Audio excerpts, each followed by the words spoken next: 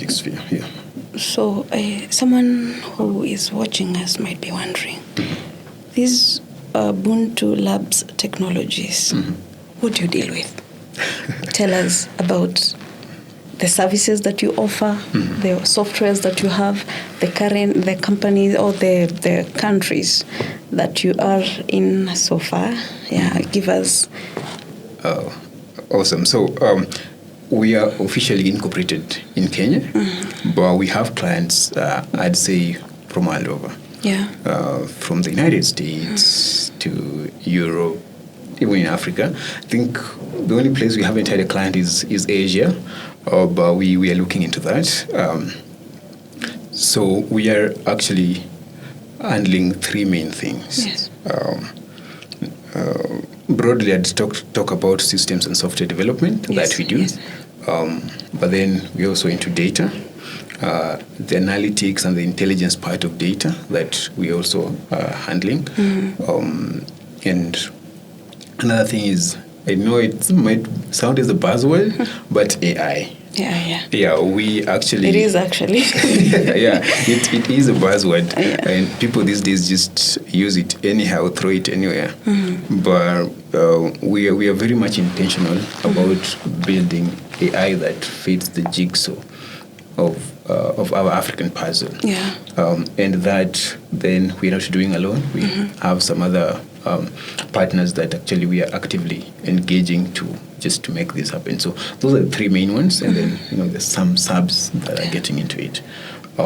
So with clients, we have clients way from, as I said, the United States. In Africa, we have Cameroon, Zambia, South Africa, Tanzania. Here in Kenya, we have several. And that spans healthcare, edtech, fintech, and agritech. Yeah, so at least in those four sectors, we have products that are actively being used by people across the world. Okay. Yeah. Now you get it.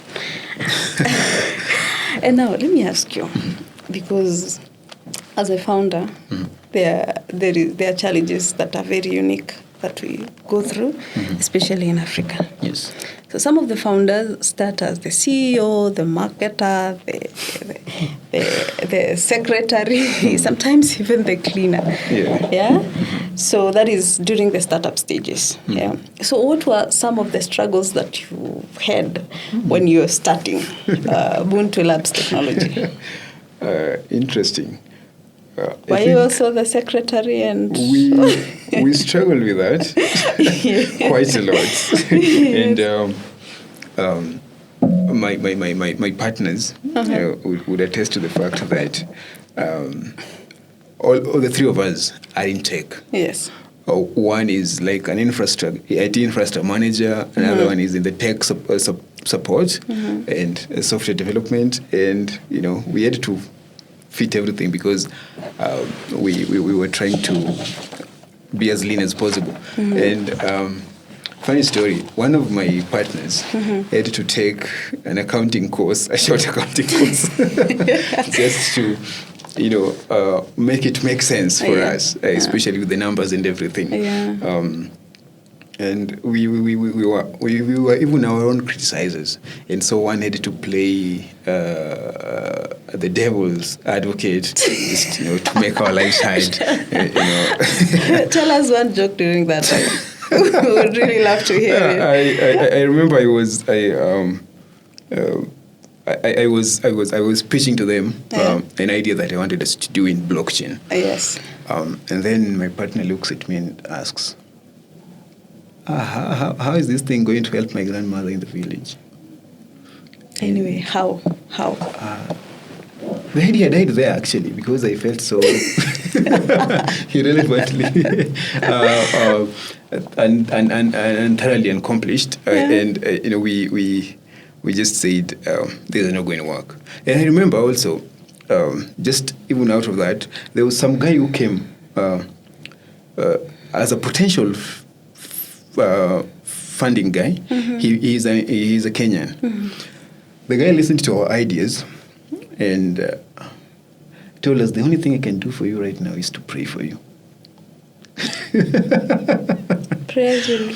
the prayers were to get funds. I still don't know to date if whatever we were pitching to him was not making sense or anything. But what he said is, I'd pray for you. And actually prayed for us and left. For real. He exited the group and the meeting, and we never heard from him. These are challenges that only Africans can tell you about. So he actually read a Bible verse for us, in as much as we are also very much versed in the Bible, the three of us. He read a verse for us and prayed for us and, said, that's all. And we lost his $1 million or $2 million that he wanted to help us get jump-started with. Sorry for that, but here we are. Actually, I think we should meet and so maybe have a coffee with him and just chat how life has been since his prayer. Yeah, tell him that the prayer worked. It worked in very different ways and very marvelous ways. So it's nice, actually. We never saw it as a rejection, actually. We saw it as a learning point. Yeah. Because reflecting back, we also saw a few gaps perhaps in what we were presenting at that time. We went on, polished it a little, got another guy, also a local, we pursued funding with, but we got to a point where we couldn't agree on a few things, and at that point we said, we can do without these funds. We can just build our products. Grow slowly. Yeah, and so far it's been good. It's a good option sometimes. Yeah. It's actually one of the best things you can do, because with the fundings come instructions and obligations that you have to meet, apart from the ones that you had, and the roadmap becomes blurry by the influx of the money. The more it comes, the more control the financier wants, and eventually they'll have to push your shift.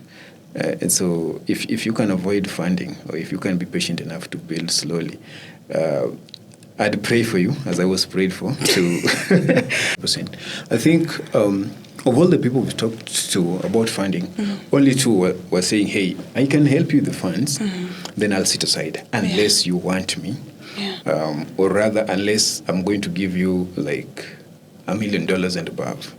And that I'd try to listen to someone, because he's giving me $1 million. But if not, then I have an idea. You bought it, that's why you brought your money. So just sit there and let me execute it. But that is not the case mostly.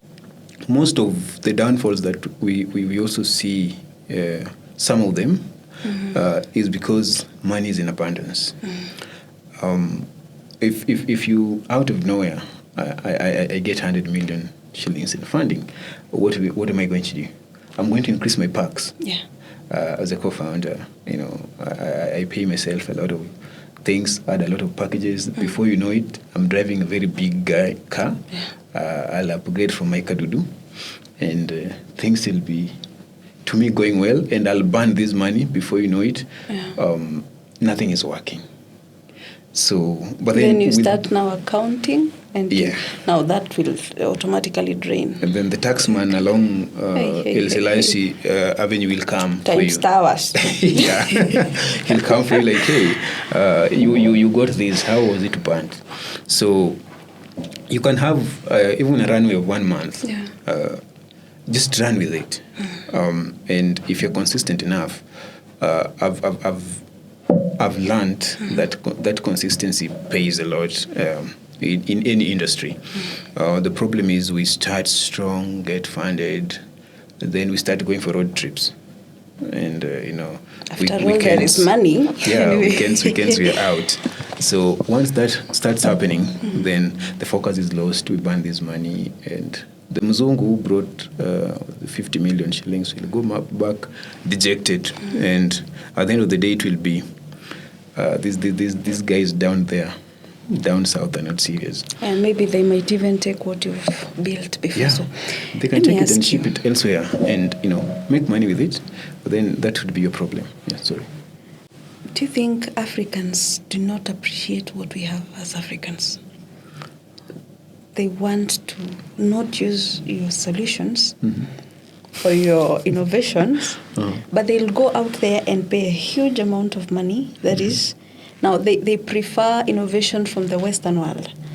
Do you think that is something that is odd in Africa? Because actually we are exporting labor, like laborers. Most people are just coming from Kenya to the US, to Europe. Yeah. They go and get employed in these companies, right? So they trust us somehow. Yeah, and they trust our expertise, but we do not trust our own. We do not believe in our own creations. Do you think it's wrong? A doctor is never appreciated in their own hometown. Maybe that's sadly the reason as to why. And I think that thing is very true in the African context. Yeah. Mostly, there are a few who trust us, but there are those who don't trust us are very vague reasons, like you don't have proof of concept, you don't have enough visibility, etc. I'd give an example. We got some.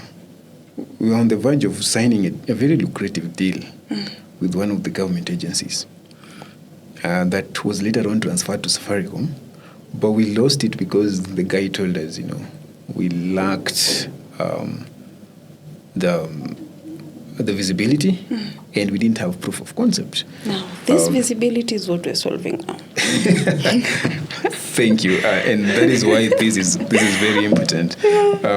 So that lack of trust is based on what we've grown up seeing.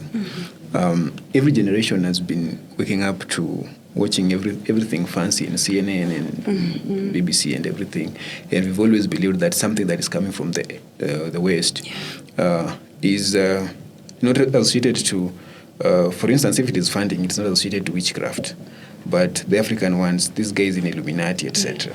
Witchcraft. They're usually very basic and very weird things that people tend to put in their mind. And then at the end of the day, you realize that things are just not working because we don't trust each other. Yeah. And the reason why we don't trust each other is because we've just refused to think most of the time, sadly.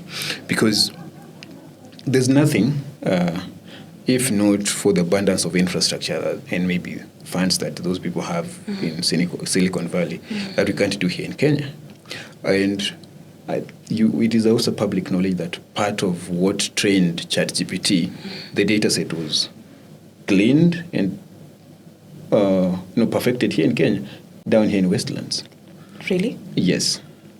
Really? Yes. So these things, we can do them. But then just because someone somewhere feels that, we are inferior, then we miss these opportunities. Yeah. Sadly enough, we are inferior in front of our own fellow Africans. Yeah. And until we trust each other, Africans should behave like a properly functioning football team, where a midfielder would know that if I'm going to overlap to the front, there's someone who's going to cover my back. Yes. And if a goalkeeper, when it's a foul, like I put my wall this side, I have to stand this side. These guys will block the ball, so I have to guard if it's coming this side. Yes. If we can't trust ourselves that much, then we are still going to experience all this. We are still going to cry about you don't have visibility, proof of concept, etc. Because it takes you to trust in me to get that so-called proof of concept. Yes. And then you can criticize my work as much as possible. You perfect it. Then once it's working, then someone will say, okay, this works. And we replicate, because I've shared rooms with these guys, even in the West, and no one brought a perfect product that, blossomed at once. It had to be reiterations, removing features and everything. You can check even how things like Snapchat and Telegram came to be. They just never just what you see right now. Yeah. There were a lot of features that were removed until now it fit and solved the purpose. But then we are not ready and patient enough to entertain fellow African founders or other fellow Africans to do that until we perfect our products that would fit our own ecosystem. And that has brought the unfortunate issue of us now trying to forcefully fit a westernized product, like blend in their programs, into our cultures, and that has always backfired most of the times, and wasted their money. And if only people would learn, then things would have been done differently. Absolutely. Yeah. Now, the reason as to why I started this show is because I felt there was a lot of need for visibility. I got exposed to computers when I was quite young, actually, in high school. Okay. Well, I'm not from a very well-to-do family, but when I reached Form 2, there's a cousin of mine who used to live in Italy. So he offered to train me so that I could go study medicine in Italy after high school. So the potential, he gave me an opportunity and trained me. Now I did Italian and ICDL. Now that time I got so exposed to computers, and now I could browse a lot. And being so passionate about technology at a young age, I used to really love browsing about tech. And one of the problems that I got is that there were no tech faces from Africa. Yeah? At that time, I thought there were no innovations in Africa, that maybe these innovations was just coming from the Western world, until I grew up.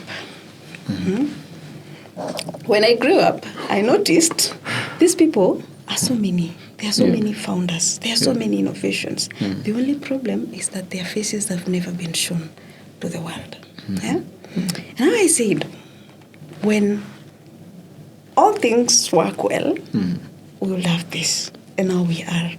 Now, I would really want you to take an opportunity, even as we wind up this Builders Podcast part, I would really want you to take an opportunity to advise my 13-year-old self. You see that girl there who is wondering, how is this life? These people do not exist. And maybe he or she wishes to be a founder.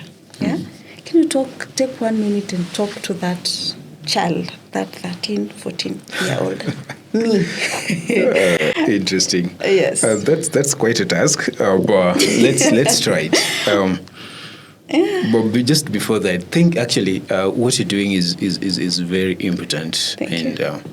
It's a rare one.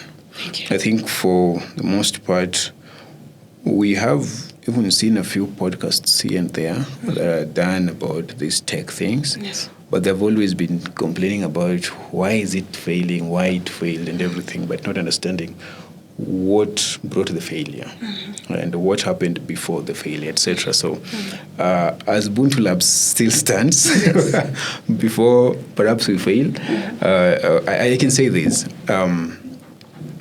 They're very serious tech founders in Africa. Yes. And the problem is perhaps we are looking the wrong direction. And it takes a curious eye to see what they're looking for. Yeah. And so if you look closely, you'll realize that the black tech founder you're looking for is your next door neighbor. But then how much often do you get to speak with them and to get to understand what they're doing? Yeah. You see him hibernating in his room, maybe grinding to break even. Yeah. But then your help and my help would make him and his product known, and that would bring a breakthrough, and that would bring relevance on the African technology worldwide. So it takes a third eye to see us, but we are there. We have always been there, and we'll still be there. And they can also be you someday. Very true. Because I've realized that I'm aging, so your 13-year-old self should be taking over from what I'm doing. Yes. And if we made it without funding, they can also make it without funding. Yes, and if there's a brother of mine or sister of mine who made it with funding, they can also get funding. And make sense out of the money that they're getting and still build something that would leave a legacy for Africa. Yes. And as some other friend of mine says, we are Africans and Africa is our business. Yes. Yes, so it will remain our business until, as you've started this, ensure that each and every face that would want to showcase their talent and products across the world is seen in platforms like yours. And with that, we say a very big thank you to now your grown self. So, because of this that you're doing. It's very much possible.